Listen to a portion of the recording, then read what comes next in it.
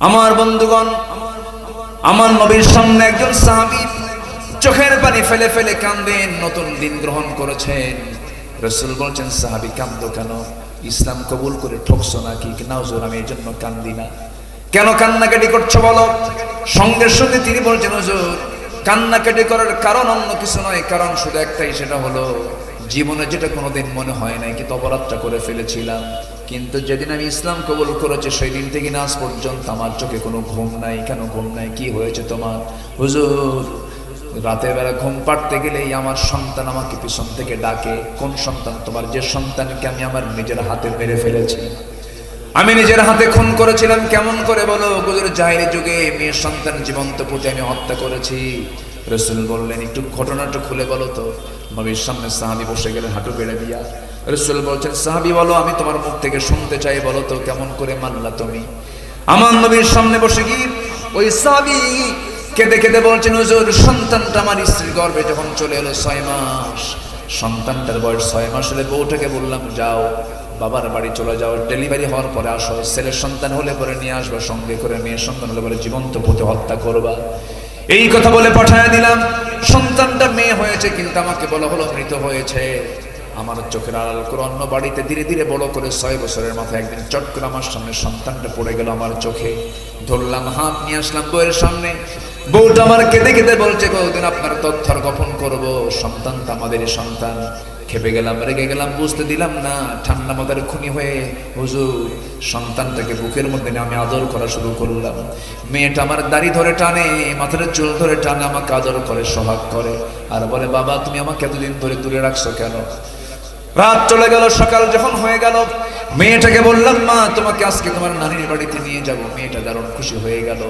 মার কাছে গিয়ে বলে, মা আমাকে সাজিয়ে দাও, গুছিয়ে দাও, আজকে আমার বাবা নানির বাড়িতে নিয়ে যাবে আমাকে। এই কথা বলে হুজুর মেয়েটাকে সাজগোজ করায় রওনা করলাম। নানির বাড়ির দিকে রওনা না দিয়ে জঙ্গলের দিকে রওনা করলাম। মেয়েটার মুখ শুকনা হয়ে গেছে। জঙ্গল পার হলাম, মেয়েটা শুকনা মুখ নিয়ে বলে, বাবা নানির বাড়ি না গিয়ে তুমি এই জায়গায় গর্ত খনন কেন করো? কি জন্য তুমি এখানে আমাকে নিয়ে এসেছো? কিচ্ছু বললাম না। গর্ত খনন করি, প্রচন্ড গরম। গর্ত খননের সময় কোদালের মাটি দিয়ে আমার বাড়ির মধ্যে মাটিগুলো ছিটকে এসে লাগে, আর আমার মেয়েটা ছোট্ট হাত দিয়া খিলাল করে করে সেই দাড়িতে রাখা ময়লাগুলো সাফ সাফ করে দেয়। আমার শরীর থেকে ঘাম ঝরে, মেয়েটা গামছা দিয়া ঘামগুলো মুছে মুছে দেয়, আমাকে আদর করে বলে, বাবা নানির বাড়ি কখন যাবে? কিচ্ছু বললাম না। গর্ত খনন যখন শেষ হয়ে গেল, মেয়েটাকে আস্তে করে বললাম, মা দেখো তো গর্ত খনন কেমন হয়েছে। মেয়েটাকে যখন বললাম, হুজুর আমার মেয়েটা একটা মুচকি হাসি মারলো, সরল মনে বিশ্বাস করে গর্তের কাছে একা গিয়ে চলে গেল। গর্তের কাছে গিয়ে যখন উকি মেরে দেখতে লাগলো, পিছন দিকে আমি চলে আসলাম। দুটো হাত দিয়ে আমি সজোরে এমন জোরে ধাক্কা মারলাম, এক ধাক্কায় সন্তানটা গর্তের মধ্যে পড়ে গেছে। চিত হয়ে পড়ে, উপর হয়ে পড়ে চিত হয়ে দুটো হাত এক জায়গায় করে বলছে, বাবা বুঝতে পেরেছি আমার মার কথা আজকে সত্য হয়েছে। তুমি আজকে আমাকে মেরে ফেলার জন্য নিয়ে আসছো বাবা। মেরে যদি ফেলতে চাও, মরে যদি যায় আর কি হবে বাবা? তোমার কাছে শেষবারের জন্য একটাবার প্রাণ ভিক্ষা চাই, একটাবারের জন্য বাঁচায়া দাও। আমি তোমার কাছে শপথ করছি, আমৃত্যু এই চেহারা তোমার সামনে আমি কখনো দেখাবো না বাবা, আমাকে বাঁচায়া দাও। দিল পরিমাণ আমার দিলটা গলল না হুজুর, সামান্য দিল গলল না। খেপে গিয়ে রেগে গিয়ে এক পর্যায়ে হাতের মধ্যে পাথর নিলাম, চক্ষু বন্ধ করে সন্তানটার কলিজা বরাবর মেরে দিলাম। ফিঙ্কি দিয়ে রক্ত বের হওয়া শুরু হলো। ভিতর থেকে বারবার বারবার করে আব্বা আব্বা বলে, আব্বা আব্বা বলে বারবার করে ডাকে। আমার দিল গলল না, পাষাণ হৃদয় নরম হলো না। আমি আমার হাতের মধ্যে পাথরগুলো নিয়ে চাপা দিলাম, মাটি চাপা দিলাম, বালু চাপা দিয়া জনমের মতো নিজের সন্তানকে নিজের হাতে খুন করে ফেললাম। আমার নবীজি এই কথাগুলো শুনে ওই সাহাবীকে বুকের সঙ্গে জড়িয়ে রেখে বলছে, ও আমার সাহাবী রে, হয়তো ভাবতেছে এই গুনাহ তোমার জীবন থেকে মাফ হবে না, কিন্তু না রে না। যখন কোনো বান্দা আল্লাহর কালাম তেলাওয়াত করে ঈমান আনে, ঈমান আনার সঙ্গে সঙ্গে তার আল্লাহ রাব্বুল আলামিন আগের জীবনের সমস্ত গুনাহগুলোকে আমার আল্লাহ মাফ করে দেয়। জোরে বলে সুবহানাল্লাহ। সেই অসভ্য সমাজকে সভ্য সমাজে রূপ দিলেন, বাস্তবতায় নিয়ে আসলেন। এই যে সুন্দর সুন্দর সমাজ গড়ে তোলেন, একমাত্র কারণ হলো সেই সমাজে চালু করে দিয়েছিলেন কি? বলেন কি চালু করেছিলেন? শিক্ষায় কোরআন, সমাজে কোরআন, রাষ্ট্রে কোরআন, বিচারে কোরআন, প্রত্যেকটা জায়গায় কোরআন দিয়ে যখন রাসূল চালু করেছেন সমাজ ব্যবস্থা, সব জান্নাতের টুকরা হয়ে গেছে। সবাই বলুন রব্বানা যালামনা আনফুসানা ওয়া ইল্লাম তাগফির লানা ওয়া তারহামনা লানাকুনান্না মিনাল খাসিরিন। দুজন দুনিয়াতে পড়ে এই দোয়াটা করলেন, আল্লাহ নফসের উপরে জুলুম করেছি, মাফ করে দাও। তুমি যদি না মাফ করো ক্ষতিগ্রস্ত হয়ে যাব। আল্লাহ শয়তান তো ওয়াসওয়াসা দিয়েছিল, শয়তান যদি আমার বাপকে মা দুজনকে যদি ওয়াসওয়াসা দেয়, শয়তান মনে হয় আমাদের ওয়াসওয়াসা দেওয়ার জন্য নাই। আসতে বলবেন না, আছে না নাই? লেগে আছে, এখানেও নাই, এখানে আছে না নাই? এখানেও আছে। ও খুব সিরিয়াস জিনিস। সুম্মা লাআতিয়ান্নাহুম মিন বাইনি আইদিহিম ওয়া মিন খালফিহিম ওয়া আন আইমানিহিম ওয়া আন শামাইলিহিম ওয়া লা তাজিদু আকসারুহুম শাকিরিন। ডানে বামে সামনে পেছন থেকে সব দিক থেকে অ্যাটাক করে শয়তান। তো আমি মূল বিষয়টার দিকে যাচ্ছি। আমার নবীর কাছে প্রথম যে ওহীটা নাযিল হলো, কয়টা আয়াত বলেন তো? 5টা আয়াত। এই 5টা আয়াত যখন রাসূলকে উপহার দেওয়া হলো, বলা হলো যারা পারেন ঠোঁট মিলিয়ে বলুন ইকরা বিসমি রাব্বিকাল্লাযী খালাক খালাকাল ইনসানা মিন আলাক ইকরা ওয়া রাব্বুকাল আকরামুল্লাযী আল্লামা বিল কলম আল্লামাল ইনসানা মা লাম ইয়ালাম। জোরে বলুন আল্লাহু আকবার। নবী হ্যাঁ, আপনি পড়ুন সেই মহান রবের নামে যিনি আপনাকে সৃষ্টি করেছেন, যিনি মানুষকে সৃষ্টি করেছেন আলাক থেকে। কিসে থেকে বলেন? আলাক। সূরার নাম কি? আলাক। আলাক শব্দটা হলো একটা সায়েন্সের ভাষা, এটা বিজ্ঞানের ভাষা। এটা এমব্রায়োলজির উপরে আল্লাহ পাক প্রথম তথ্য দিয়েছেন। প্রথম 5টা আয়াতের মধ্যে আল্লাহ পাক সায়েন্স ঢুকাইয়া দিয়েছেন। ভ্রণ তথ্য নিয়ে আল্লাহ পাক কথা বলেছেন। ভ্রণ তথ্য, মানব বিকাশ কেমন হলো, এই বিষয় নিয়ে আল্লাহ পাক আগে কথা বলেছেন। তাহলে এখন বলুন তো, কোরআন কি শুধু ধর্মীয় কিতাব? না, গবেষণার কিতাব এটা। একটু পরে আসতেছে আমি। আলাকটা কি? আল্লাহ পাক মানুষকে যে আলাক থেকে সৃষ্টি করেছেন, আলাকা শব্দটা কি? এটা ঝুলন্ত। এটা কি বলেন তো? ঝুলন্ত, জোকের মতো দেখা যায়। কিসের মতো? জোকের মতো দেখা যায়। জোকের মতো ঝুলন্ত কোন একটা জিনিসকে বোঝাই হলো আলাক। এটা নিয়ে আজকেও গবেষণা চলছে, শতাব্দীর পর শতাব্দী গবেষণা চলছে। গবেষণা হতেই থাকবে, কিন্তু মূল রহস্য একমাত্র কার জানা? আসতে বলবেন না, কার জানা? গোটা ওয়ার্ল্ড ফেমাস একজন ভ্রণতত্ত্ববিদ ডাক্তার কেইট মুর, উনি জানতেন না, আলাক শব্দের সাথে তার পরিচিতি ছিল না। ওনার সামনে যখন বলা হলো যে কোরআনে আলাক দিয়ে বোঝানো হয়েছে কোনো কাদার পিণ্ড অথবা জোকের মতো দেখা যায় এমন একটা জিনিসের ঝুলন্ত রূপটাকে আলাক বলা হয়, উনি অবাক হয়ে গেলেন। উনি এটাকে মাইক্রোস্কোপিক গবেষণায় নিয়ে গেলেন। অণুবীক্ষণ যন্ত্র দিয়ে দেখেন কোরআন যে তথ্য দিয়েছে হুবহু মিলে গেছে। একটু আসতে বলে সুবহানাল্লাহ। কোরআন যা বলেছে হুবহু মিলে গেছে। বিজ্ঞান ভুল করতে পারে, কিন্তু কোরআন কখনো ভুল করতে পারে না। যাচাই হবে বিজ্ঞান দিয়ে কোরআন, না কোরআন দিয়ে বিজ্ঞান? কোরআন দিয়ে বিজ্ঞান যাচাই হবে। কারণ কোরআন তিনি নাজিল করেছেন যিনি এই সূর্য বানিয়েছেন, যিনি আকাশ বানিয়েছেন। আল্লাহু আকবার বলে। সম্মানিত ভাইয়েরা, আমি চিন্তা করতেছি কি বিষয়ে কথা বলা যায়। আমরা দুনিয়াতে যে কোনো জায়গায় বসলে পরে যদি কোনো বন্ধু বলে, বন্ধু জানো এই ব্যবসায় না খুব লাভ, তখন আগ্রহ কমে না বাড়ে? আসতে কয় কি কমে না বাড়ে? এই যে ব্যবসায়ী মানুষ, বোঝেন না, মানে একটা ব্যবসার কথা বললে কিন্তু হঠাৎ করে মরা মানুষ কি হয়? হ্যাঁ, তাজা হয় না? তুমি কি জানো ভাই, এই নতুন একটা ব্যবসা পাইছে, জানো এই করলে ব্যাপক লাভ। দেখবেন যে সব মনোযোগ সাইডা, মানে সব দিকের চিন্তা স্যার এই দিকে মনোযোগ দিচ্ছে। তো ব্যবসার দিকে মানুষের একটা আকর্ষণ আছে। আল্লাহ পাক একটা আয়াতের মধ্যে ব্যবসার কথা বলেছেন। কিসের কথা বলেছেন বলেন তো? ব্যবসার কথা। শুনবো? আজ থেকে শুনবো না ইনশাআল্লাহ? কার পরামর্শ এটা? আল্লাহ। আল্লাহ বলছেন তিনটা কাজ করো, তিনটা কাজ করলে তোমাদের ব্যবসায় কোনো লস হবে না। ভাই ব্যবসায় লস আছে না? আছে কিনা? লাভও আছে, লসও আছে, মাঝে মাঝে পুঁজিও থাকে, এরকম হয় না? মানে পুঁজিও শেষ, লাভ তো নাই, পুঁজিও নাই। কিন্তু আল্লাহ বলছেন বান্দা আমি তোমাকে এমন একটা ব্যবসার কথা বলবো যে ব্যবসায় লস তো দূরের কথা, শুধু লাভ আর লাভ, যে ব্যবসায়ী কোনো লসের সম্ভাবনাই নাই। জোরে বলি সুবহানাল্লাহ। যাবো সেই ব্যবসার দিকে যাব? আল্লাহ পাক কি সুন্দর করে বলছেন। আল্লাহ রাব্বুল আলামিন বলেন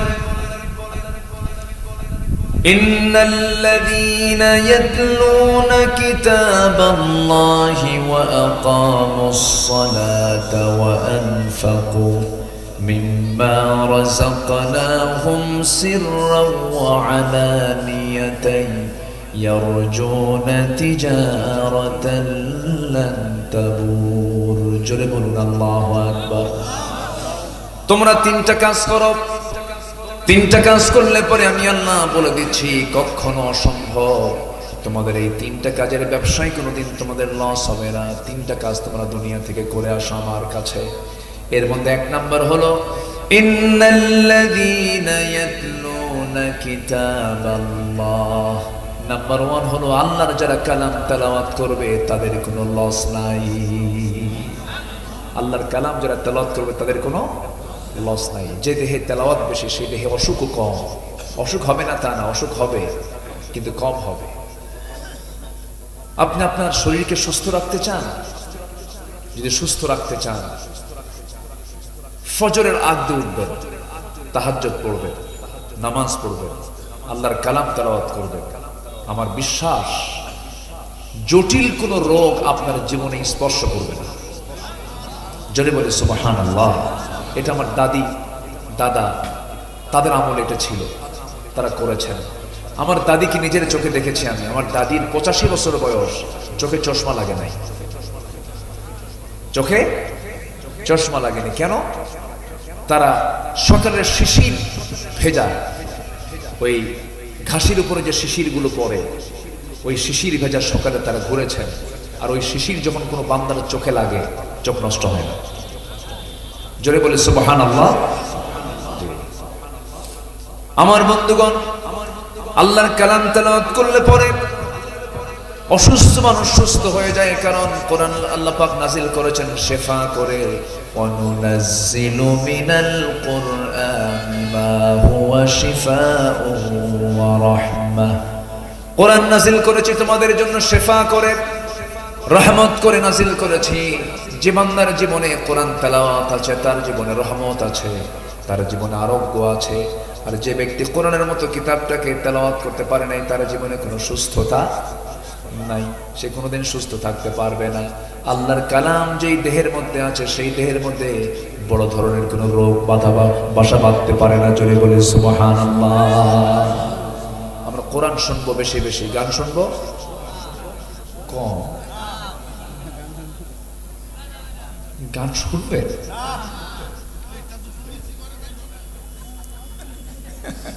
খুব মজার মানুষ। সামনে এক চাচা বসে আছেন, মাঝে মাঝে একটু হাক ডাক ছাড়ে, ক্যামেরাম্যানদের সতর্ক করে এই সাবধান হতো। খুব সুন্দর, খুব মিশুক মানুষ। যে যেটা শোনা জায়েজ নাই সেটা অল্প জায়েজ নাই, বেশিটাও জায়েজ নাই।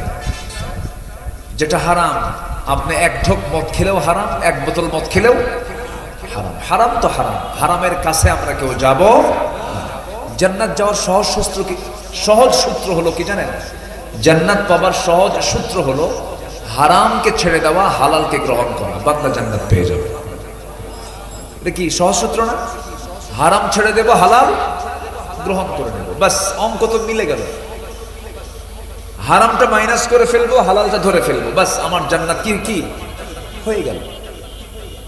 কষ্ট বেশি লাগে না, সামান্য কথাই যথেষ্ট হয়ে যায়। সম্মানিত ভাইরা, তাহলে এক নাম্বার কাজ, আমরা কোনোদিন লস হবে না আমাদের, সেটা হচ্ছে আমরা কি তেলাওয়াত করবো বলেন তো? কোরআনটাকে তেলাওয়াত করবো। সম্মানিত ভাইরা, এটা এমন একটা কিতাব, এর মধ্যে অতিরিক্ত কোনো কথা নাই। এর চাইতে আকারে বড়, বাক্যের দিক থেকে বড় বহু বই পৃথিবীতে আছে, আকারে বড় অনেক বড় বই আছে, পাণ্ডুলিপি আছে। কিন্তু কোরআন কিন্তু আকারে বাক্যে খুব যে বেশি বড় কিতাব তা কিন্তু নয়। কিন্তু এটা এমন একটা কিতাব, সকল পৃথিবীর সকল জ্ঞান এর মধ্যে আল্লাহ পাক রিজার্ভ রেখে দিয়েছেন। জোরে বলে সুবহানাল্লাহ। এর মধ্যে আল্লাহ পাক মশার কথা বলেছেন। কিসের কথা? মশা। মশা কি করে? কামড় দেয় না? কামড় দেয়। আচ্ছা, মশা কি মানে আল্লাহ তাআলা এই মশার কথা যখন বললেন কোরআনে, তখন কাফেররা বলল তোমার আল্লাহর কাম নাই কাজ নাই, কোরআনের মতো একটা কিতাবের মধ্যে আবার মশার কথা বলা লাগে? এই কথা বলে ফেলে। কাফেরদের তো দোষ ধরার কোনো আগাগোড়া নেই, ওরা তো সবকিছু দিয়ে দোষ ধরতে শুরু। আল্লাহ পাক মশার একটা উদাহরণ কোরআনে কারীমের মধ্যে দিয়েছেন, এই জন্য তারা বলে।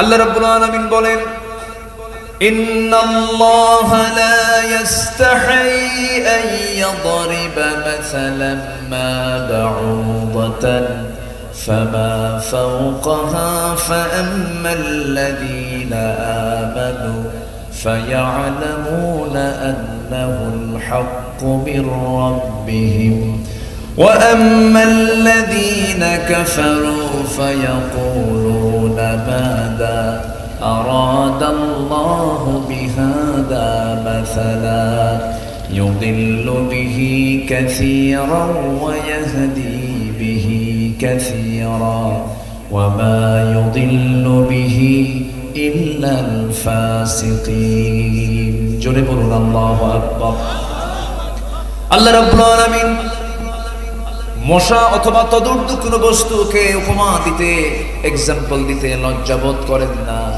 আর কাফেররা বলে তোমার রব এই মশার উদাহরণ দিয়ে কি ফায়দা হয়েছে, এই জায়গায় কি লাভ এখানে? আল্লাহ বলছেন এই সমস্ত উদাহরণের জন্য রয়েছে যারা ইমানদার তারা হেদায়েত প্রাপ্ত হয়ে যায়, আর কিছু যারা বেঈমান তারা আরো পথভ্রষ্ট হয়ে যায়। আমার বন্ধুগণ, মশার কথা কেন বলেছেন দেখেন, আমরা এই জাগতিক জীবনে আমরা লক্ষ্য করি, আমরা বাজারে মশারি কিনতে যাই, মশারি টাঙায় কে? মশা না মানুষ? এটা কি কোন সূরার মধ্যে দিয়ে গেছে?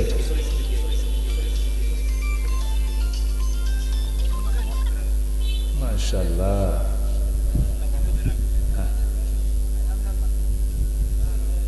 জি, এটার মালিককে জরিমানা করা দরকার। বুঝি না কিছু, এগুলো আমার বুঝে আসে না, অচেতন ব্যক্তি এগুলো সব।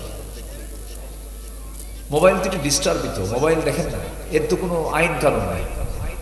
রাত ৩টার দিকেও ফোন, একদিন রাত ৩টার দিকে ফোন দিয়ে বলে হুজুর আমি আপনার খুব ভক্ত, আপনার ওয়াজ শুনতেছে আর কাঁদতেছে, দোয়া করে বলে। তো ৩টার দিকে দোয়া হয়? হ্যাঁ, কি তো বললাম না, ঠিক আছে দোয়া করি আপনার আবেগে থাকে না, সমস্যা নাই, থাকে একটু সাইলেন্ট করে গেলে তো হতো। মসজিদে নামাজ শুরু হয়, এদিকে রিংটন বাজে। এখন তেলাওয়াত শুনবেন না রিংটন শুনবেন, বলে এক আজাব, সমস্যা। তো যাই হোক, আমার দিকে তাকান, কষ্ট পাচ্ছেন নাকি আপনারা? তো মশা থেকে বাঁচার জন্য মশারি কিনি আমরা। তো মশারি কি মশা টাঙায় না মানুষ টাঙায়? আচ্ছা বলেন তো, বিপদে কে থাকে, মশা না মানুষ? আচ্ছা এখন বলেন তো, শক্তিশালী কে? হ্যাঁ, মানুষ। তো আপনি জেলখানায় কেন? মশারি তো একটা জেলখানা। তাহলে আপনি চতুর্দিকে বারবার চেষ্টা করছেন যেন কোন ছিদ্র পথে যেন মশারি ভেদ করে যেন মশা না ঢোকে। আমাকে বাঁচতেই হবে, কারণ ওর একটা কামড় ডেঙ্গু হয়ে যাবে পঙ্গু। কি ঠিক আছে না? ডেঙ্গু হয়ে যাবে পঙ্গু, চিকুনগুনিয়া মারাত্মক অবস্থা, মশার কামড় খাওয়াই যাবে। তাহলে আপনি মশারি টাঙ্গালেন মশার কামড় থেকে বাঁচার জন্য। তাহলে এখন বলুন তো, শক্তিশালী কে, মানুষ না মশা? দেখাই তো যাচ্ছে তাই, কারণ ও তো আর মশারি টাঙ্গায়, টাঙ্গাই তো আমরাই মশারি টাঙ্গাই। আমার বন্ধুগণ, এই মশা যত খাবে বেশি, যে মশা যত বেশি রক্ত খাবে তার হায়াত তত বেশি বাড়বে না কমবে, যে মশা একটু কম খাবে তার হায়াতটা একটু বেশি থাকবে, আর যে মশা বেহিসাবি খাবে তার হায়াত তত কমে যাবে। এই বিগত 16 বছর যারা ক্ষমতার মসনদে ছিলেন তারা কম খাইছে না বেশি খাইছে? আস্তে কম খাইছে না বেশি খাইছে? পাজামার ফিতা খুলে খাইছে, পাজামার ফিতা খুলে খাইছে। হিসাব করেন, বেশি খাইছে তো একদম মামু বাড়ি দিল্লি গিয়ে পড়ছে। আস্তে কম কেন, জোরে কন ঠিক কিনা? বেশি খাইলে কি মরা কি হায়াত বাড়ে না হায়াত কমে? মরে কি দেরি করে না তাড়াতাড়ি মরে? এখনো যারা আছেন দেশে এটা ভাবেন, সাদাবাজি করেন না, লুটপাট করেন না। বেশি খাইলে কিন্তু দিল্লি যাওয়া লাগে, বেশি খাইলে কিন্তু চোরের মতো পালাতে হয়। শিক্ষা নেই, হারামের কিন্তু কোনো আরাম নাই, মজা পাবেন না, লাভ হবে না। দেশের শীর্ষস্থানীয় ধনী সালমান এফ রহমান কি চেনেন না? মুখে কত সুন্দর সাদা দাড়ি, সুন্নতি দাড়ি, সেই দাড়িটা কেন কাটলো সে? হ্যাঁ, এ তো একটু মায়া মহব্বত থাকার কথা ছিল যে আমার এই সুন্দর দাড়ি আমি নবীর জন্য রেখেছি, সেই দাড়ি আমি কাটবো কেন? সে কি নবীর জন্য দাড়ি রাখছে? নবীর মহব্বতে দাড়ি রাখছে? ওটা রাখছে হলো অভিনয় করার জন্য। অভিনয় ওটা কিসের দাড়ি বলেন? কেউ মুসল্লি হয়ে মসজিদে যায় আর কেউ মুসল্লি সাজে। কি মুসল্লি? কেউ অরিজিনাল মুসল্লি, আবার কেউ কি মুসল্লি সাজে, ভান ধরে। লাভটা হলো কি? দাড়িও কাটলো, মাথার চুলও কালো করলো, পাঞ্জাবি খুলে গেঞ্জি পরলো, পাজামা খুলে লুঙ্গি পরলো, নৌকায় চললো, কাম হলো না। পুলিশ যে সেখানে আইনমন্ত্রীকে দইরা কয়, স্যার সিনসি থানায় চলে। আইনমন্ত্রীকে, বাবা আমি কি একা আসছি? আমি তো জামাতের সাথে আসছি। কিসের সাথে আসছি? হ্যাঁ, কে? ওই যে বসে আছে দেখো, কেউ মাথার চুল কালো দেখা যায়, লোকটা চেনা যায় না, তো লুঙ্গি পড়া কে? ওটা কি মাঝি না কে? না, ওটাই দরবেশ। শেষ পর্যন্ত লাভটা হলো কি? বেশি খাইছে কি? বেশি খাওয়ার ফলাফল কি? বাঁচা না মরা। তাহলে মশা থেকে শিক্ষা আছে না? নেই? আছে, মশা থেকে শিক্ষা আছে। কি উদাহরণ আল্লাহ পাক দিয়েছেন? মশা নাম্বার 1, বেশি খায় তাড়াতাড়ি মরে মশা। নাম্বার 2 হলো এই মশাটা এমন একটা প্রাণীর নাম, আল্লাহ রাব্বুল আলামিন এই প্রাণীর নামে উদাহরণ দিয়েছেন। অবশ্যই কিছু কারণ আছে, অবশ্যই কিছু কারণ আছে।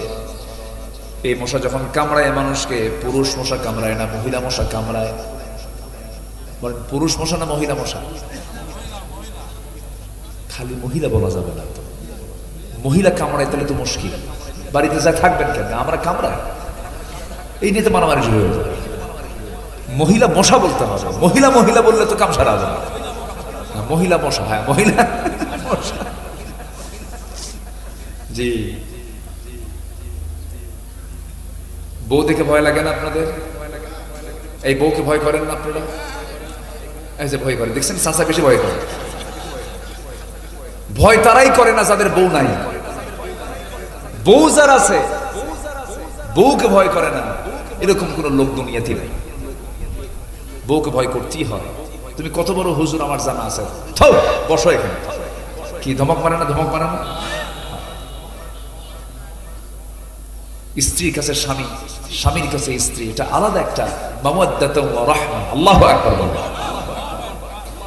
সব জায়গায় বুজুর্গি চলে, বইয়ের কাছে বুজুর্গি একটু কঠিন। হ্যাঁ, বইয়ের কাছে বুজুর্গি একটু কঠিন। কিন্তু তুমি কত বড় বুজুর্গ আমার জানা আছে, এই কথা বলে একদম কায়েদ করে রেখে দেয়, কোনো উপায় নাই। তো মশা কামড় মানে হলো মহিলা মশা। কি মশা কামড়ায়? মহিলা মশা কামড়ায়। স্ত্রী মশা কামড়ায় আল্লাহ রাব্বুল আলামিন স্ত্রী মশার কথা এখানে বলেছেন। দেখুন কোরআন যে সায়েন্সের কথা বলে, পৃথিবীতে কোনো পুরুষ মশা কামড়ায় না, নারী মশা কামড়ায়, স্ত্রী মশা কামড়ায়। মশা কামড়ের মধ্য দিয়ে বংশ বিস্তার হতে থাকে, এটা পুরুষ মশার কাজ না, এটা স্ত্রী মশার কাজ।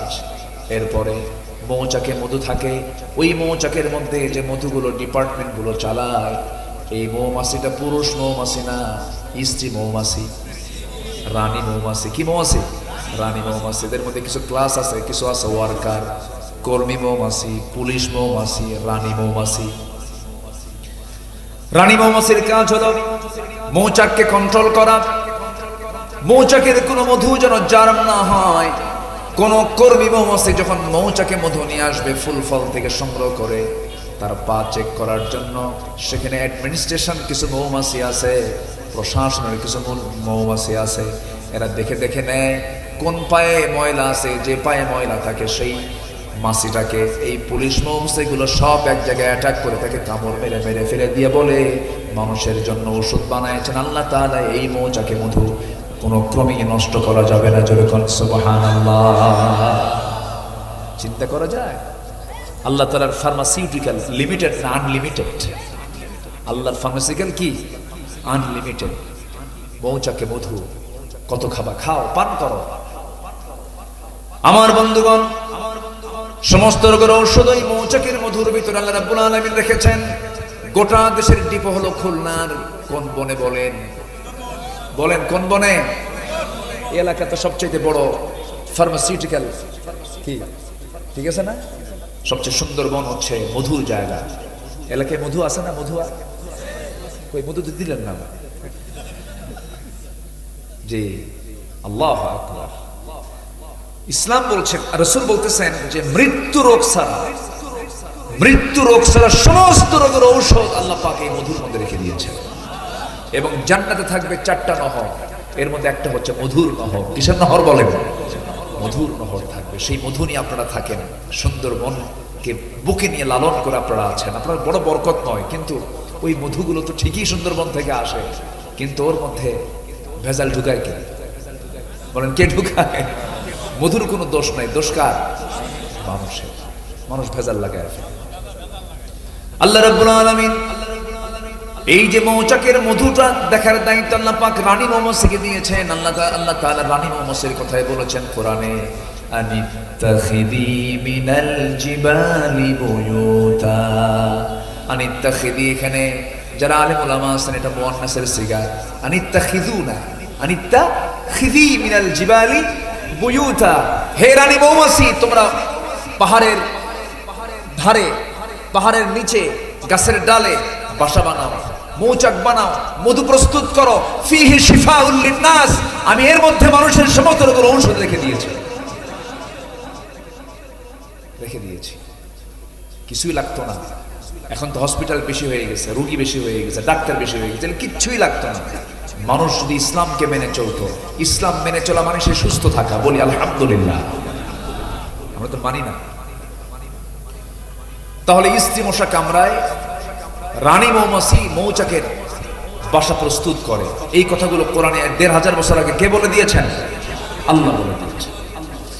আমার বন্ধুগণ, নাম্বার 3 হলো মশাকে তুচ্ছ ভাবার কোনো সুযোগ নাই। এই মশা যখন রাত 10টার পরে আপনি যখন ঘুমাতে যান, শীতকালে মশা কম থাকে না বেশি থাকে? কম নাই বললেই চলে। আপনি দেখলেন 2-1টা মশা, একটাও নাই। গোটা ঘর আপনি তালাশ করে দেখেছেন, মশা কোথাও নাই। কিন্তু আপনি যখন ঘুমাতে গেছেন, লাইটটা বন্ধ করেছেন, আপনার চোখে তো আরো পড়বে না, কারণ লাইট বন্ধ হলে তো মশা তো আরো দেখা যায় না। কিন্তু আপনি লাইট বন্ধ করে যখনই ঘুমায় গেছেন, কোন দিক থেকে মশা আবিষ্কার হয়ে আপনার কানের কাছে এসে কি সুন্দর করে গান গায়, সারেগামা পাধানিসা, কি আছে না বলেন তো, গান গাওয়া শুরু করে দিল। তাহলে এই যে এই খুঁজে পেল আপনাকে কেমন করে? সায়েন্স বলতেছে ৭৫ ফুট দূর থেকে সে টের পায় যে এখানে একটা সলিমুদ্দি শুয়ে আছে। কত ফুট দূর থেকে? ৭৫ ফুট দূর থেকে। তাহলে কি তার আল্লাহ পাক সেন্সর দিয়েছেন, কি এটার নাম কি? সেন্সর। মানে সেন্সরটা তার এত মজবুত যে দূর থেকে সে টের পায়। এবং সে যখন ওই কোন স্কিনে যখন সে যখন হুল ফোটাতে নেয়, প্রথমে সে ওইটুকু অংশ আগে অবশ করে। কি করে? এটাকে পরিভাষায় কি বলে? যে মেডিকেল যারা ডাক্তার, অবশ্যই আরেকটা পরিভাষা আছে। আচ্ছা যাই হোক, আমার মেমোরিতে এখন মানে কাজ করছে না। তো ওইটুকু অংশ করে কি অবশ বানায় ফেলে। অবশ বানায়া বলে সলিমুদ্দি তুই টের পাবি, তোর বাবু টের পাবে না। এরপর হুল ফুটায়া ওর প্রয়োজন মাফিক রক্তটা সে শোষণ করে দেয়। আল্লাহু আকবার বলবেন না? জোরে বলি আল্লাহু আকবার। তাহলে দেখেন এই অবশ করার জন্য ওই মশার ওই হুলের আগায় এই ওষুধটা কে দিয়েছেন? আসতে বলবেন না, কে দিয়েছেন? আল্লাহ দিয়ে দিয়েছেন। আমার বন্ধুগণ, ওই যে মশা আপনার কানের কাছে এসে ভন ভন করে আওয়াজ করতেছে, এটা কিন্তু তার গানের কোন আওয়াজ নয়, এটা তার দুই পাখার আওয়াজ। সায়েন্স বলতেছে তার যে পাখা নড়ায় সে প্রতি সেকেন্ডে মনোযোগ দিয়ে শুনেন, প্রতি সেকেন্ডে সে তার পাখা দুইটা নড়ায়, প্রতি সেকেন্ডে 500 থেকে 600 বার, 500 থেকে 600 বার সে তার পাখা নড়ায়। আজ পর্যন্ত পৃথিবীতে এর চাইতে দ্রুতগামী কোন মেশিন পৃথিবীতে আবিষ্কার হয়নি। তাহলে মশা কি ছোট? মশা ছোট? মাছি এটাও কম না। মাছির চোখ হলো 3টা, দুই দিকে 2টা, সামনে আরেকটা, চতুর্দিকে মুভিং আই, চতুর্দিকে এরকম করে দেখে সলির মধ্যে হামলা করলে। কোথাও যখন সে বসে, বসার সঙ্গে সঙ্গে তার দুই পাশে 2টা অ্যান্টিনা আছে, অ্যান্টিনা ছেড়ে দেয়, অ্যান্টিনার সামনে খাড়া করে রাখে। যখন কোনো চাপ, যখন কেউ হামলা করতে নেই তখন অ্যান্টিনা সিগন্যাল দেয়, এই হামলা করতে তাড়াতাড়ি ওঠ। আল্লাহু আকবার বলবেন না? তার লাইফ সিকিউরিটি কে দিয়েছেন? আসতে বলবেন না, কে দিয়েছেন? নাম্বার 4 হলো মশাকে নিয়ে দুর্বল মনে করার কোনো সুযোগ নাই, কারণ এই পৃথিবীতে একজন কাফের মশার কামড় খায়া দুনিয়া থেকে বিদায় নিয়েছে, যার মাথার মধ্যে আল্লাহ পাক প্রাণের মধ্যে মশা ঢুকাইয়াছিলেন, তার নাম কি? এই তো আল্লাহ কোরআনে যা বলেছেন সব অকাজের না কাজের, অকাজের না কাজের, কাজের বলে দিয়েছে। সম্মানিত ভাইয়েরা, আরেকটা প্রাণীর নামে সূরা আছে, সেটা হচ্ছে মাকড়সা। মাকড়সার বাড়ি কোথায়? আসতে কয়, মাকড়সার বাড়ি কোথায় বলেন? আমার ঘরে। মাকড়সার বাড়ি কোথায়? আমার ঘরে না? আসতে কয়, কি আমার ঘরে না? আপনার ঘরে না? আমার ঘরে মাকড়সার বাসা। সে বাসাটা সে বানায়, বানাতেও সময় লাগে না, শেষ হতেও সময় লাগে না, শুধুমাত্র একটা ফু মারা দরকার। ফু মারলে কি মাকড়সার বাসা শেষ হয়ে গেল। কিন্তু আপনি কি দেখেছেন সে মাকড়সা যখন সে বাসাটা বানায়, যদি অল্প সময়ে বানায়, কিন্তু এত সুন্দর করে তার রেখা, এত সুন্দর তার ডিজাইন, এত সুন্দর ডিজাইনের এই জ্ঞান ওই ছোট্ট মাথার মধ্যে কে দিল? আসতে বলবেন না, কে দিয়েছে? আল্লাহ দিয়েছে। আল্লাহ আল্লাহ। আমার বন্ধুগণ, আল্লাহ রাব্বুল আলামিন এই আনকাবুত নিয়ে কথা বলেছেন, মাসালুল্লাযীনা ইত্তাখাযু মিন দুনিল্লাহি আউলিয়া কামাসালিল আনকাবুত ইত্তাখাযাত বাইতান ওয়া ইন্না আওহানাল বুয়ুতি লাবাইতুল আনকাবুত লাউ কানু ইয়ালামুন। আল্লাহকে ছাড়া যারা অন্য কাউকে যারা মুরব্বী মনে করবে, গার্ডিয়ান মনে করবে, প্রকৃত অভিভাবক মনে করবে, যারা অন্য কাউকে বন্ধু বানাবে, ওলি বানাবে, তাদের দৃষ্টান্ত হলো, আল্লাহ পাক বলছেন তাদের উপমা হলো, তাদের দৃষ্টান্ত হলো মাকড়সা। কি? মাকড়সা। কেমন করে দেখেন, সায়েন্স আজকে জরিপ করেছে, একটু কানটা আমরা একটু খাড়া করব, মনোযোগ দিয়ে শুনবো। মাকড়সাকে নিয়ে সম্প্রতি জুলজি ডিপার্টমেন্ট গবেষণা করে দেখেছে, প্রাণীবিদ্যা যারা প্রাণী নিয়ে যারা গবেষণা করেন, জিওলজি বলছে বিশ্বে হাজার হাজার প্রজাতির মাকড়সা রয়েছে। কিছু কিছু প্রজাতি প্রজননের পর তার স্বামীকে হত্যা করে ফেলে। কেমন করে দেখেন, ইন্টারকোর্স যখন হয়ে গেল, পুরুষ মাকড়সা এবং স্ত্রী মাকড়সার যখন যৌন মিলন হয়ে যায়, যৌন মিলন হয়ে যাওয়ার পরে এই মাকড়সার মধ্যে কিছু কিছু আছে ব্ল্যাক উইডো, রেড ব্যাক মাকড়সা, এরকম বিভিন্ন মাকড়সা আছে, বিভিন্ন প্রকারের বিভিন্ন প্রজাতির মাকড়সা আছে। আমার এলাকার এখানকার টিকটিকি আর ঢাকার টিকটিকি দেখতে কিন্তু একটু ভিন্ন রকম। কি? ছোট সাইজ বড় সাইজ আছে না, মানে সব হলো গুসাপের মানে বংশধর, ঠিক আছে না? একরকম দেখা যায় না, প্রায় একরকম দেখা যায়। মাকড়সার মধ্যে যদি একরকম দেখা যায়, কিন্তু একরকম না, বিভিন্ন প্রজাতি আছে। এর মধ্যে ম্যাক্সিমাম প্রজাতি মাকড়সার চরিত্র হলো, ওরা স্বামী স্ত্রী যখন যৌন মিলনে লিপ্ত হয়ে যায়, যৌন মিলনে লিপ্ত হয়ে যাওয়ার পরে যখন ইন্টারকোর্স কমপ্লিট হয়ে যায়, স্ত্রী মাকড়সার প্রচুর খাদ্যের সংকট তার মধ্যে সৃষ্টি হয়ে যায়, প্রচন্ড ভিটামিন শূন্যতায় ভোগে। এই খাদ্যের ঘাটতি পূরণ করার জন্য স্ত্রী মাকড়সার স্বামী মাকড়সাকে কামড় মেরে মেরে ফেলে তাকে খেয়ে ফেলে। চিন্তা করছেন আপনি? তাহলে আল্লাহ তাআলা যে বলছেন যারা আল্লাহকে ছাড়া অন্য কাউকে বন্ধু বানাবে তাদের দৃষ্টান্ত হলো মাকড়সা। তাহলে যে সংসারে স্ত্রী তার স্বামীকে হত্যা করে ওটা কি সুখের সংসার? সুখের সংসার? তাহলে আল্লাহ যে উদাহরণটা দিয়েছেন অকাজে না কাজে, কাজে দিয়েছেন। এরকম অসংখ্য দৃষ্টান্ত আল্লাহ পাক কোরআনে দিয়েছেন। এগুলো শিখবো আমরা কোরআন তেলাওয়াত না করে, না তেলাওয়াত করে? তেলাওয়াত করে। এক নাম্বার কাজ হলো আমরা কোরআন তেলাওয়াত করব। জোরে বলি ইনশাআল্লাহ, আর জোরে বলি ইনশাআল্লাহ। আমার বন্ধুগণ, আল্লাহ রাব্বুল আলামিন এই কিতাবটা দিয়েছেন তেলাওয়াত করার জন্য। তেলাওয়াত করলে পরে লাভ হয়ে যাবে, তেলাওয়াত করবেন না আপনি ঠকে যাবেন। আমার বন্ধুগণ, এই তেলাওয়াতটা না শিখলে পরে, তেলাওয়াতটা না শুনলে পরে ওমর তো আজকে জান্নাতি হতে পারতেন না। ওমর ফারুক রাসূলের কাছে আগে কি ইসলাম কবরের জন্য গেছেন না মারার জন্য গেছেন? সবাই তো ইতিহাস জানেন। কি ইসলাম কবরের জন্য গিয়েছেন? আবু জাহেল বলতেছে কে আছো? মুহাম্মদ বিন আব্দুল্লাহর কল্যাণী আসবা। কেউ সাহস পায়নি। সাইয়েদনা ওমর ফারুক গিয়ে বলছেন আমি আসবো, আমি তাকে হত্যা করবো। বাপ দাদার ধর্মে সে চুনকানি মেরেছে। রওনা দিয়েছেন তিনি। কিন্তু রওনা দিলে হবে কি? আমার নবীজি তার আগে রাত্রিতে দোয়া করেছেন, আল্লাহ তুমি আমার কাছে, তোমার কাছে আমার প্রার্থনা, দুই ওমরের যে কোনো একটা ওমরকে তুমি দ্বীনের জন্য কবুল করে নাও। আমর ইবনে হাকাম, আবু জেহেলের অপর নাম কিন্তু এটা। আমার রাসূল যখন এই দোয়াটা করলেন, খাত্তাবের ছিল ওমরের দিলটা ইসলামের জন্য কবুল হয়ে গেছে। ওমর ফারুক রাসূলকে মানার জন্য যান। রাস্তার মধ্যে তিনি আল্লাহর কালাম শুনতে পান একজন সাহাবীর কণ্ঠে। কোন আয়াতটা শুনতে পান? তাহা মা আনজালনা আলাইকাল কুরআনা লিতাশকা। এই আয়াত যখন শুনলেন ওমর ফারুকের দিলটা নরম হতে লাগলো। দিল নরম হলে পরে চোখ দিয়ে পানি পড়ে। দিল নরমের লক্ষণ হলো চোখ দিয়ে পানি পড়া। যার দিলটা নরম তার চোখ দিয়ে পানি পড়ে, আর যার দিলটা পাষাণ তার চোখে পানি আসে না। এই জন্য আমরা দিলটা কঠোর বানাবো না, নরম বানাবো। এই পৃথিবীতে মার পেট থেকে যখন এসেছি আমরা, আমাদের প্রথম ভাষা হলো কান্না না হাসি? বলেন বলেন বলেন বলেন। মার পেট থেকে এসেছি, প্রথম ভাষা হলো কান্না। আবার এই দুনিয়া থেকে বিদায় নেব আমরা, পৃথিবীর মানুষগুলো কাঁদবে। আমি হাসি মুখে দুনিয়া থেকে বিদায় হব। আমার প্রথম শুরুটা হবে হলো কান্না দিয়া, শেষ বিদায় হবে হাসি দিয়া। কারণ আমি আল্লাহর সামনে আমি দুঃখ নিয়ে যাব না, আমি আনন্দ নিয়ে যাব। এই দুনিয়া হলো কাদার জায়গা। এই দুনিয়াতে যে বান্দা কাঁদতে পারবে, তবে কাদার জায়গা কিন্তু পৃথিবীতে বান্দার জন্য একটা জায়গায় কান্নার জায়গা। সেটা হচ্ছে কার জায়গায়? কার কাছে বলেন?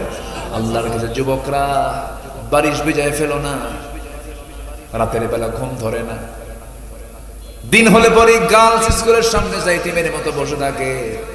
এরকম কিছু যুবক আছে না? কান্দে, বলে হায় রে তোমার সারা বাসন। এই যে তুমি কাঁদতেছ, এই যে তোমার চোখের পানি তুমি ঝরাচ্ছ, সম্পূর্ণ লস প্রজেক্ট। এটা দিয়ে তোমার কোনো কাজ হবে না, সম্পূর্ণ লস প্রজেক্ট। চুরি ফিতা কিনবা, ফুচকা খাওয়া বা সব লস। সব কি লস? বিয়ের আগে যা কাম কুকাম গুলো করবা সব লস। প্রেমটা মূলত বিয়ের আগে না বিয়ের পরে?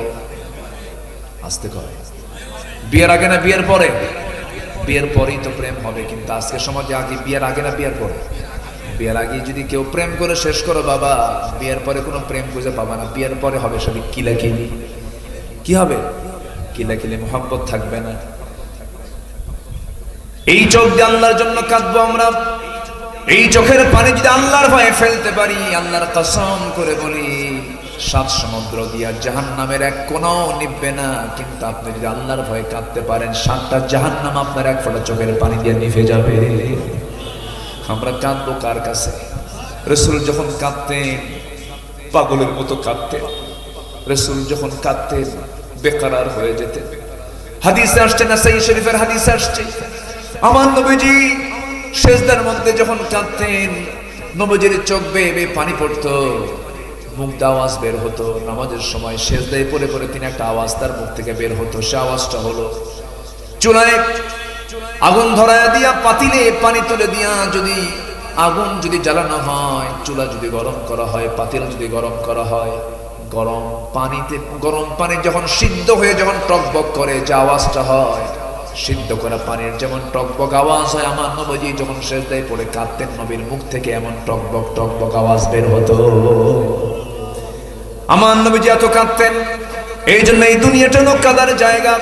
আল্লাহর কালামগুলো সুন্দর করে তেলাওয়াত করবো আমার বন্ধুগণ, আমার ভাইরা। সাইয়েদনা ওমর ফারুকের মতো মানুষ আল্লাহর কালাম যখন শুনলেন দিলটা নরম হয়ে গেল।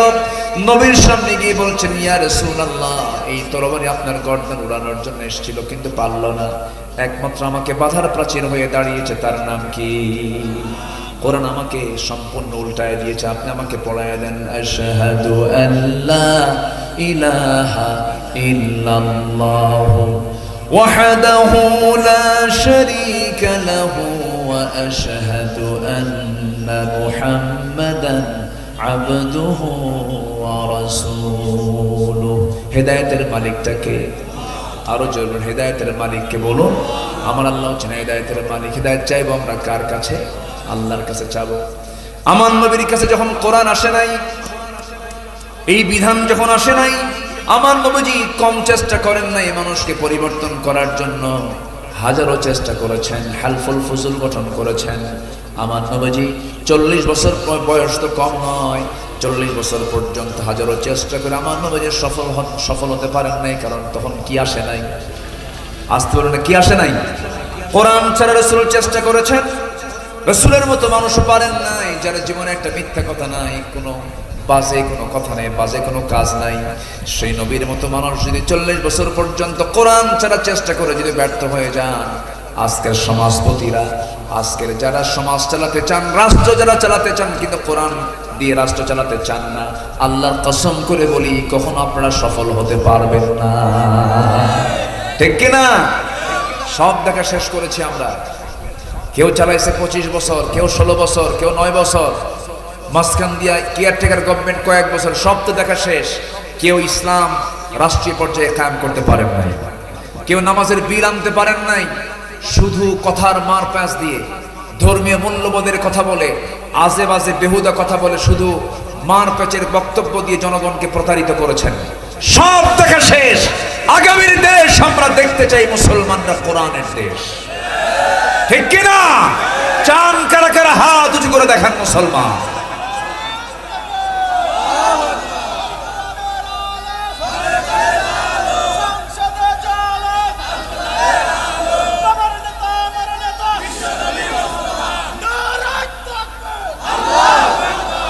আল্লাহ কবুল করুন। জোরে বলে আমিন, আরো জোরে আমিন।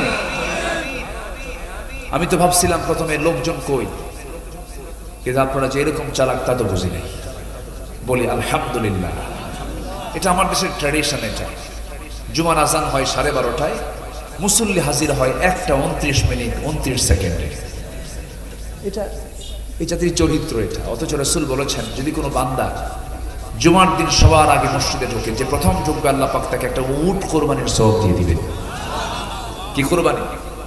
একটা উট কোরবানির সওয়াব দিয়ে দেন। তাহলে আজকে যিনি মাহফিলে সবার আগে আসছেন, তার সওয়াব কি কম হওয়ার কথা না বেশি হওয়ার কথা? বেশি হওয়ার কথা। এটাই স্বাভাবিক অঙ্ক। তো ওই অঙ্ক মিলাইলেই তো এই অঙ্ক মিলানো যাবে। ভালো কাজে আমরা আগাবো। জোরে বলি ইনশাআল্লাহ। ভালো কাজে সবার আগে উপস্থিত হব, আর মন্দ কাজে সবার দূরে থাকবো। সবার দূরে থাকবো, ওই দিকে যাব না। সম্মানিত ভাইরা, আমি খুবই আনন্দিত আজকে এই মাদ্রাসায় আমি এসে। আমি খুব অভিভূত হয়েছে, খুব সুন্দর। বিশেষ করে আব্দুল কুদ্দুস ভাই কোথায়? আব্দুল কুদ্দুস ভাই যিনি মুহতামিম, নিচের দিকে খুব ব্যস্ত। আজকে তো ব্যস্ততার সময় মাহফিল। আমার আব্দুল কুদ্দুস ভাইয়ের যে পরিচালনার দক্ষতা, তিনি যেভাবে প্রতিষ্ঠানকে সাজাচ্ছেন, তার যে সিলেবাস, আমি আকৃষ্ট হয়ে পড়েছি। খুব ভালো। আল্লাহ তুমি মারকাজুল হুদা ইসলামী মাদ্রাসাকে তুমি আল্লাহ কবুল করো। জোরে বলি আল্লাহুম্মা আমিন। উনি চাচ্ছেন যে একটা ছাত্র যেন ইংরেজি, বাংলা, এটা তো হবেই, মানে আরবি মেইন, আরবির পাশাপাশি যেন কোনো সাবজেক্টই যেন দুর্বল না হয়। বাংলা যেমন গ্রামার ছাড়াই আমরা শিখছি, ওনার চিন্তা হলো গ্রামার ছাড়াই যেন ইংরেজিও শেখে। এরকম একটা প্ল্যান উনি নিয়েছেন হাতে। আমি তাকে নিজেও বলেছি, আপনি আমাকে ফোন দিবেন, আমি আপনাকে সহযোগিতা করব। আমি এই কথাটা বলছি যে আমি আপনার বুদ্ধি দিয়ে, বিভিন্ন পরামর্শ দিয়ে আমি আপনাকে সহযোগিতা করব। আল্লাহ তুমি এই প্রতিষ্ঠানকে তুমি আল্লাহ দ্বীনের জন্য কবুল করে নাও, এই এলাকার মার্কাজ বানায় দাও। মাদ্রাসার নাম মার্কাজ, মার্কাজ মানে হলো সেন্টার, মার্কাজুল হুদা। আল্লাহ তুমি এই এলাকার দ্বীনের মার্কাজ বানায় দাও, জোরে বলি আল্লাহুম্মা আমিন। জি সম্মানিত ভাইরা, সম্মানিত বন্ধুগণ, তাহলে কয় কাজে লস নাই বলেন তো? ব্যবসার কয় কাজে লস নাই? 3 কাজ চলতেছে। কয় নাম্বার? 1 নাম্বার। আরো আছে কয়টা? 2টা। মনোযোগ আছে তো সবার? বলি আলহামদুলিল্লাহ। জি আমার বন্ধুগণ, নাম্বার 1 আমরা শুনলাম, আল্লাহর কালাম যারা তেলাওয়াত করবে তাদের কোনো লস নাই, বরং আরেক জায়গায় বলছেন ইন্নামাল মুমিনুনা আল্লাযীনা ওয়া ইযা তুলিয়াত আলাইহিম আয়াতুহু যাদাতুহুম ঈমানান ওয়া আলা রাব্বিহিম ইয়াতাওয়াক্কালুন। যখন কোন বান্দার সামনে ইন্নামাল মুমিনুনা আল্লাযীনা ইযা যুকিরাল্লাহ, যখন আল্লাহর জিকির করা হয় তখন তার দিলের মধ্যে আল্লাহর ভয় জাগ্রত হয়ে যায়।